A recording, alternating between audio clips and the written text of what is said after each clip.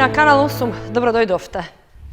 Министерката за образование и наука Мила Царовска беше во посета на Кочани, при што се сретна со директорите на основните и средните училишта. Заедничка оценка е дека наставата и преку интернет и со физичко присуство на дел од учениците се одвива без поголеми проблеми, а заради штедење, наместо за греење на празни училници, парите можат да се пренаменат за купување информатичка опрема. Тони Ајтовски ги има деталите. Министерката за образование и наука Мила Царовска во придружба на градоначалникот Николчо Илиев оствари работна посета на основните и средните училишта во Кочани. При тоа со нивните раководни тимови разговараше за одвивањето на наставниот процес во актуелната состојба со здравствената криза. Таа нагласи дека општина Кочани за исклучително краток период успеала да ја прилагоди наставата на условите што ги наметна пандемијата со COVID-19, но и да продолжи во реализацијата на почнатите инфраструктурни инвестиции во образованието, како што се спортските терени во дворовите на средното општинско училиште Љупчо Сантов и на основното училиште Малина Попиванова. Оно кое што ме радува од посетата на првото училиште е дека наставниците се навистина мотивирани, но исто така градоначалникот во континуитет инвестирал и во подобрување на условите на училиштата, но исто така и во мотивирање и обезбедување на услови за наставниците да држат настава. И токму затоа во ова училиште го добив како информација дека повеќе присуство на час има со онлайн настава отколку минатата година со физичко присуство. Ова укажува дека се направила брза припрема и дека навистина се адаптирале и наставниците и учениците на новото време. Јас би сакала само да потенцирам дека во оваа ситуација не сме затоа што ние сакаме, туку затоа што мораме. И колку побрзо се прилагодиме и училиштата, и наставниците, и учениците, и градоначалниците, толку полесно ќе ја надминеме. Министерката одговори и на новинарски прашања во врска со користењето на платформата за онлайн настава, за изведувањето на екскурзиите, како и за затоплувањето во училиштата во услови кога е намалено физичкото присуство на учениците. Во државата за прв пат сите ученици и сите наставници имаат спуштено лозинки и акаунти за користење на платформа за двонасочна комуникација. 88% од наставата ни се одвива во онлайн без никакви пречки. Со рационализација на средства можеме да постигнеме повеќе инвестиции во инфраструктура, во IT опрема, наместо да ги расфрламе финансиските средства само за загревање на цела училница за еден наставник, но тоа се процеси на дискутирање. Важно беше наставата да почне од училница, да ги видиме наставниците на своите работни места, заради тоа што минатата година имаше многу дилеми во јавноста дека наставниците не одат на работа, земаат целосна плата, не се држи настава. Но сега наставниците држат настава, ја држат од училница, но сега гледајќи дека навистина нема потреба од тоа да расфрламе средства, може да се донесат одлуки и да тие понатаму работат од дома, но велам тоа го носиме заеднички со градоначалниците. Екскурзиите оваа година не може да се случуваат, испратени се упатства од Бирото за развојно образование, може до 5 километри да имаат прошетка, движење, учениците заедно со наставниците, за да може да имаме и социализација, но од друга страна она што се случувало минатата година, зошто агенциите не ги вратиле парите, сметам дека има уредби, Министерството за економија имаше препораки да се дадат ваучери кои што ќе може да се користат во наредниот период и тоа сигурно се случило, но јас повикувам да директорите на училиштата кои што се, да речеме, одговорни за организација на екскурзиите, ги викнат родителите и да најдат заеднички јазик на кој начин тие пари кои што биле од минатата година ќе им се вратат. Но оваа година екскурзии не се дозволени. Градоначалникот Илиев рече дека и во услови на здравствена криза наставата во училиштата во општина Кочани се одвива без поголеми проблеми, а заразените наставници и ученици се само спорадични случаи. Покрај образовниот процес кој што го обавуваме во услови на COVID-19, исто така како локална самоуправа и како училишта не застануваме овде, туку инвестираме во целокупната инфраструктура во училиштата, и бидејќи и таа е доста сменета, подобрена и дека навистина ги подобруваме условите во училиштата за обавување на образовниот процес. И сметам дека со ова што го правиме огромно задоволство како за вработените наставниот кадар, така и огромно задоволство за учениците кои што учат во овие училишта. И не само инфраструктурата внатре во училиштата, туку инвестираме и во спортските терени и во целокупниот изглед, што значи дека водиме грижа и за наставниот кадар, водиме грижа и за учениците, а секако во слободниот простор и за овие терени ги користат и сите граѓани на општина Кочани. Во рамки на посетата на Кочани, министерката Царовска имаше работна средба со директорите на образовните институции во општината. При тоа стана збори за други актуелни прашања во нормалното реализирање на образовниот процес. Општина Кочани ќе ги почитува новите мерки за реорганизирање на работењето на јавната администрација. На почетокот на идната недела ќе се одбере моделот според кој ќе се знае дали вработените во општинските и јавните институции ќе работат во смени и онлайн или пак ќе ротираат на работните места. Општина Кочани ќе ги почитува новите мерки и упатствата што ги препорача Државната комисија за здравствена заштита, а владата ги прифати и ги стави во сила. Меѓу другото, заради поголема заштита на здравето на граѓаните и намалување на можностите за ширење на коронавирусот, ќе се реорганизира работењето на јавната и општинската администрација, при што услугите би се давале преку користење на онлайн можностите. Одговарајќи на новинарско прашање за време на посетата на Кочани на министерката за образование, градоначалникот Николчо Илиев истакна дека главен приоритет на локалната самоуправа е токму здравствената состојба на сите граѓани, поради што работењето на администрацијата ќе се прилагодува на новите препораки. Значи, понеделник ќе имаме колегиум, секако ќе ги разгледаме сите овие насоки од надлежните и во согласност со насоките и потребите на граѓаните ќе донесеме и одлуки за организирање на работата во локалната самоуправа. И сакам да напоменам и во услови на COVID-19 локалната самоуправа нема stornирано ниту еден инфраструктурен проект, што значи дека програмата, инфраструктурната и програмата, односно проектите предвидени за реализација со буџет во целост ќе бидат реализирани во 2020 година. Според новите мерки што владата ги стави во сила, јавната администрација на централно и на локално ниво, како и онаа во судовите, ќе треба да одбере меѓу две опции: да работи во смени или онлайн од дома, или пак да ги редуцира вработените преку систем на ротации. Што ќе одбере општина Кочани ќе се знае на почетокот на идната недела. Здравствената криза со COVID-19 во источниот регион се влошува. Бројот на заболени продолжува да расте, а здравствените работници велат дека пациентите несериозно ја сваќаат состојбата и доцна се јавуваат на лекар, поради што има компликации и починати лица. Продолжува да расте бројот на позитивни лица на COVID-19 во источниот регион. Капацитетите на Штипското инфективно одделение се целосно исполнети и таму во моментот се лекуваат 50 на пациенти од регионот. Поради тоа, од вторникот, новите позитивни и болни се примаат во одделот на интерното одделение во Кочанската општа болница. Здравствените работници велат дека голем проблем им прави тоа што оние кои имаат симптоми на COVID во очекување дека здравствената состојба ќе им се подобри, остануваат дома, а потоа доцна се јавуваат на лекар.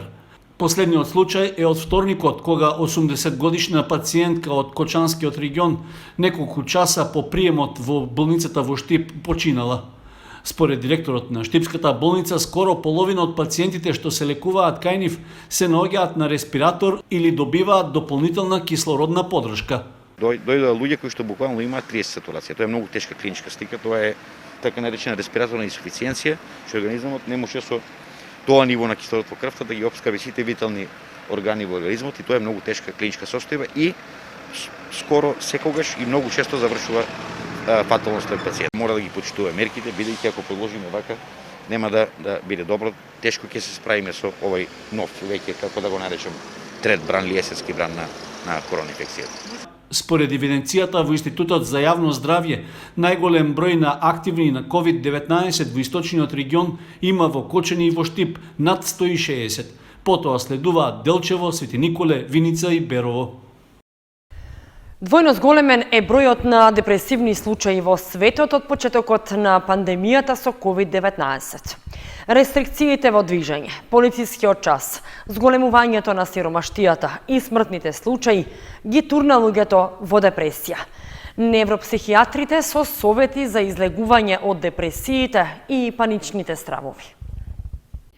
Статистиката општо во светот говори дека од почетокот на пандемијата на COVID-19 бројот на случаи на депресија кај возрастните лица двојно е зголемен. Тоа го потврдуваат и психијатрите кои велат дека при депресивни и анксиозни состојби веднаш се посегнува по лекови. Канал 8 на тема депресија и COVID-19 разговараше со професор доктор Методи Чепреганов, кој рече дека луѓето, за да не запаѓаат во депресија, мора да ги прифатат рестрикциите како обавезна мерка за заштита на своето здравје и да ја канализираат енергијата и да се занимаваат со нешто што им е интересно и што ги прави среќни, а не да запаѓаат во безизлезна состојба ако се случи полициски час или рестрикции во однос на работата. Ако дојде до депресија, пак, професор Чепреганов вели дека е против земање лекови. Веднаш, туку помошта е во разговор со пациентот за избавување од состојбата, а мерките за заштита од COVID-19 мора строго да се почитуваат.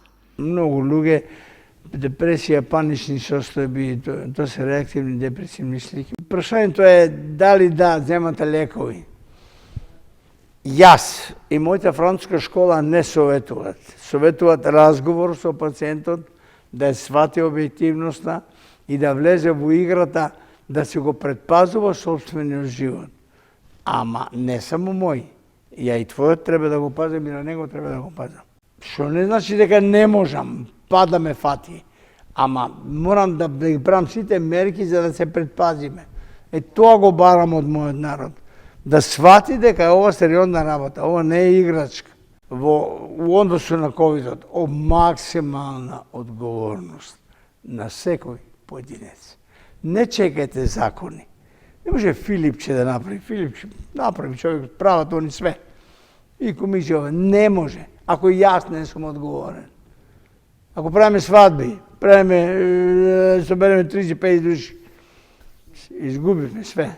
Министерството за здравство во соработка со клиниката за психијатрија отвори телефонски броеви за психолошка подршка за лица во самоизолација во периодот со справување со COVID-19. И стручните лица, психолози на ниво на територијата на општина Кочани и Виница се подготвени за соработка и секојдневно се во телефонска комуникација со луѓе на кои им треба психолошка подршка и подкрепа. Со најголем ризик за развој на депресија се изложени луѓето со пониски финансиски приходи, лицата со посебни потреби и жените. Во извештајот од истражувањата се наведува дека 84% од лицата со депресија се згрижени затоа што пандемијата на COVID-19 им ја загрозила екзистенцијата. Од Заводот за статистика тврдат дека резултатите од последното истражување ги потврдуваат последиците што пандемијата ги има врз менталното здравје на луѓето.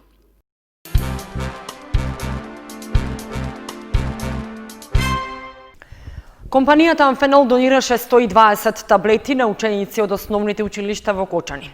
Со оваа активност и со други донаторски акции, Амфенол како општествено одговорна компанија им помага на децата на кои им е потребна информатичка опрема за следење на онлайн наставата, а со хуманост го одбележува и својот 7-ми роден ден. Како што кажаа одговорните во компанијата Амфенол Технолоджи Македонија дека овој 7-ми роден ден ќе го одбележат поинаку од претходните 6, така и почнаа да реализираат. Имено како општествено одговорна компанија, а со цел одбележување на 7-годишното постоење, Амфенол реализира неколку донаторски акции. Донациите започнаа од училиштата, односно донирани се 120 таблети на ученици од 4 основни училишта во Кочани и основното училиште Крсте Петков Мисирков во Оризари. По повод 7 години постоење на Амфенол Македонија во Кочани, одлучивме да парите кои што беа наменети за прослави и за друг вид на одбележување, овој пат го одбележиме со помош на дел од средствата со помош на училиштата, бидејќи сметаме дека таму е најпотребно. Ова конкретна донација се однесува на таблети за основните училишта во поранешна општина Кочани, да речеме. Сега сме моментално во основното училиште Кирил и Методи, со кој имаме одлична соработка и во минатото, и секако дека ќе продолжи во иднина. Имаме донација на таблети вкупно, мислам дека се 120 плюс неколку десктопи и други компјутери. Конкретно во Кирил и Методи се 40 таблети за децата, за учениците на кои што им е најпотребно. Се надевам дека со тоа ќе допринесеме да можат нормално да следат наставата и да се надградат, да го совладаат образовниот процес, бидејќи Ние сме обществено одговорна компанија која што се грижи за средината каде што обстојува и тоа е наша обврска пред се, а од друга страна на нас ни требаат и млади луѓе кои што ќе го наследат процесот на развој и на раст на Амфенол, па така се надевам дека дел од овие деца тука на кои што ќе им помогнеме ќе се вклучат во иднина во нашиот професионален ангажман. Директорот на Основното училиште Свети Кирил и Методи се заблагодари на менаџерскиот тим на компанијата за донацијата, која ќе им биде од голема корист за следење на онлайн наставата. Да упатам една огромна благодарност до менеджментот на компанијата Amphenol Technology Македонија, посебно на нивниот раководител, значи менаџерот Сашко Наков, кој што не прв пат, туку повеќе пати веќе излегува во пресред на нашето училиште во моменти кога нам ни е тоа најпотребно. Така и овој пат, значи општествено одговорната компанија Amphenol Technology од Македонија донираше 40 таблет уреди на учениците од Основното училиште Свети Кирил и Методи од Кочани, донација со која што и текако ќе се помогне на нашите ученици кои што ја следат наставата од далечина, поточно онлайн ја следат наставата, значи да можат да се вклучат како и сите нивни останати школски другарчиња нормално во следењето на оваа настава и се надевам, како што напомена пред малку и директорот на Amphenol Technology Македонија Сашко Наков, дека еден ден овие кадри ќе завршат токму и во нивната компанија. Компанијата Amphenol Technology Македонија како општествено одговорна компанија во претходниот период донираше и 10.000 заштитни маски на општата болница со проширена дејност Кочани заради справување со корона кризата. Основниот суд од Кочани со повеќе активности ќе го одбележи 25 октомври, Европскиот ден на граѓанската правда. Граѓаните ќе имаат можност преку отворен ден на судот и посета одблиску да се запознаат со работата на судот и да разговараат со претседателот на судот во Кочани. 25 октомври е Европски ден на граѓанската правда, што по препорака на Европската комисија и Советот на Европа во 2010 година во Републиката за прв пат беше одбележан. Целта на одбележувањето е доближување на правдата до граѓаните и тие да бидат запознаени со нејзиното спроведување. Оваа година, бидејќи 25 октомври, Европскиот ден на правдата е неработен ден. Недела, Основниот суд во Кочани преку разни активности ќе го одбележи следниот ден на 26 октомври, понеделник, со тоа што ќе биде отворен ден за посета на судот за сите граѓани кои се заинтересирани да се запознаат со работата на судот, а при тоа посетата ќе биде реализирана со целосно применување на мерките за заштита од вирусот COVID-19. За таа цел, Основниот суд во Кочани ги информира граѓаните за можноста да го посетат судот во текот на работното време од 7:30 до 15:30 часот и поблиску да се запознаат со начинот на работата на судот. Граѓаните кои ќе сакаат да дојдат ќе имаат можност да разговараат и со претседателот на судот со прашања поврзани со работата на судот во периодот од 12 до 15 часот, а со цел правдата да се доближи до граѓаните и тие да бидат запознаени со нејзиното спроведување. Минатите години по повод Европскиот ден на правдата, Основниот суд го посетуваа и ученици од средните училишта, кои се запознаа со работата и функционирањето на судот, со неговата внатрешност, односно со оделенијата, судниците, канцелариите на судиите, како и со кабинетот на претседателот на судот, а им беше возможено и да присуствуваат на закажаните рочишта, што секако се совпаѓа со нивната наставна програма за работа и предметите кои ги изучуваат. Оваа година, поради пандемијата со COVID-19, активноста за посета на учениците ќе биде изоставена и нема да се реализира. Иницијативата за одбележување на Европскиот ден на правдата е на граѓаните да им се возможи одблиску да бидат запознаени со нивните основни права во повеќе области: семејно право, право на собственост, наследување, договорно право и слично, и да се зголеми транспарентноста и јавноста во работата на судовите.